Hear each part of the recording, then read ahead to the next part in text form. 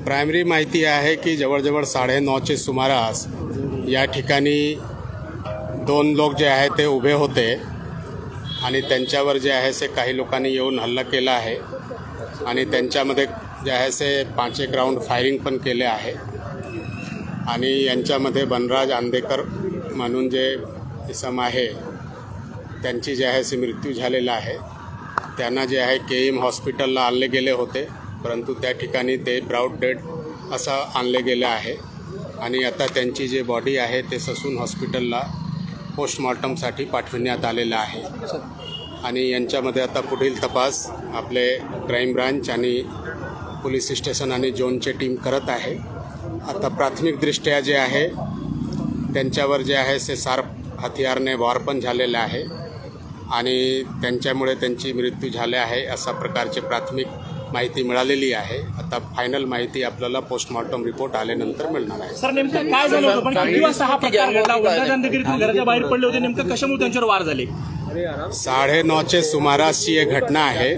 ते 2 उभे होते, बनराज आंदेकर आणि त्यांचे एक जे आहे से चुलत भाऊ, आणि त्याच वेळी काही लोक इथे आलेले आहे आणि त्यांच्यावर फायरिंगही केलेलं आहे आणि शार्प वेपननेही हल्ला केलेला आहे आणि यांच्यामध्येच त्यांची मृत्यू झालेली आहे आणि ज्यापर्यंत ते केएम हॉस्पिटलला पोहोचला होता त्यापर्यंत ब्रॉड डेड तिथे त्या ठिकाणी आणले गेले। सर एकूण किती गोळ्या झाडल्यात आणि आरोपी किती होते? फायर झाले एकूण आता जे प्राथमिक माहिती आहे की 5 राऊंड फायर झालेला आहे आणि आरोपीबद्दल अजूनही क्लिअर नाही आहे की किती लोक होते, याबद्दलचे शोध जे आहे आणि तपास चालू आहे। सर प्रायमा फेसी काही कौटुंबिक वाद समोर आला आहे का? प्रायमा फेसी नेमकी ही घटना कशावरून घडली? नाही, एक वेळ आपल्याला आरोपी मिळाल्यानंतर त्यांनी काय मुळे केलेलं आहे ते क्लिअर होतील। ज्यापर्यंत आपल्याला आरोपी क्लिअर होत नाही त्यापर्यंत त्यांच्यावर टिप्पणी करणे योग्य होणार नाही। आता आमचे जे पूर्ण फोकस आहे की जे आहे आरोपी कोण होता त्यांचे शोध घेण्यावर आपला पूर्ण फोकस आहे आणि आमचे टीम्स जे आहे यांच्यामध्ये लागलेले आहे आणि लवकरात लवकर जे आहे से आम्ही हे जे आरोपी शोधण्याचा आणि त्यांना पकडण्याचा प्रयास करणार आहे। एकूण किती आरोपी होते आणि त्यांनी नेमकं हे लाईट वगैरे बंद करून असं काय केलं असं समजतंय? नाही, अशी माहिती नाही आहे। आपल्याला एक वेळ क्लिअर अजून झालं नाही की किती आरोपी होते, नेमके कोण होते। काही सस्पेक्टचे नाव आलेलं आहे, परंतु आता त्यांचे नाव देणे या स्थितीमध्ये उचित नाही आहे। एक वेळ ते कन्फर्म झालं त्यानंतर नेमके आम्ही जे आहे हे सर्व नाव आपल्यासोबत शेअर करणार है। सर हिंदी में बताइए क्या हुआ था सर, क्या घटना हुई थी? बनराज आंदेकर है जिन पे आज यहाँ पे फायरिंग हो चुकी है। आज रात को 9:30 के आसपास इनामदार चौक में बनराज आंदेकर और उसका चचेरा भाई दोनों खड़े थे। उसी समय कुछ लोगों ने आके उन पे जो है सो अटैक किया है।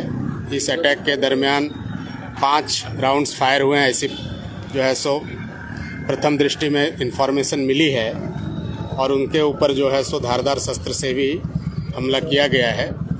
इसके बारे में जो है सो हमारी क्राइम ब्रांच और बाकी जोन की टीम इस काम में लगा दी गई है। वो लोग आरोपी निष्पन्न करने और उनको पकड़ने के काम में लग गए हैं।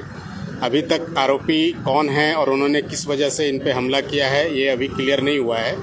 कुछ संशयित लोग जो हैं जिसके नाम इसमें आए हुए हैं तो उनसे जो है सो पूछताछ चल रही है। एक बार पूरा कंफर्म होने के बाद मीडिया से इसके बारे में पूरी डिटेल शेयर की जाएगी। गोलियां 5 चली है और प्राथमिक इन्फॉर्मेशन से अभी तक जो है सो उसमें कोई उनको लगी नहीं है, ऐसी इन्फॉर्मेशन है। डेथ जो है वो जो है सो शार्प वेपन से हुई है, उसके जो है सो बहुत सारे वुंड्स हैं। तो एक बार पोस्टमार्टम होने के बाद पूरा क्लियर हो पाएगा कि गोली लगी है कि नहीं और शार्प वेपन से कितने वुंड्स वगैरह हैं, वो सब पूरी इन्फॉर्मेशन मिल पाएगी।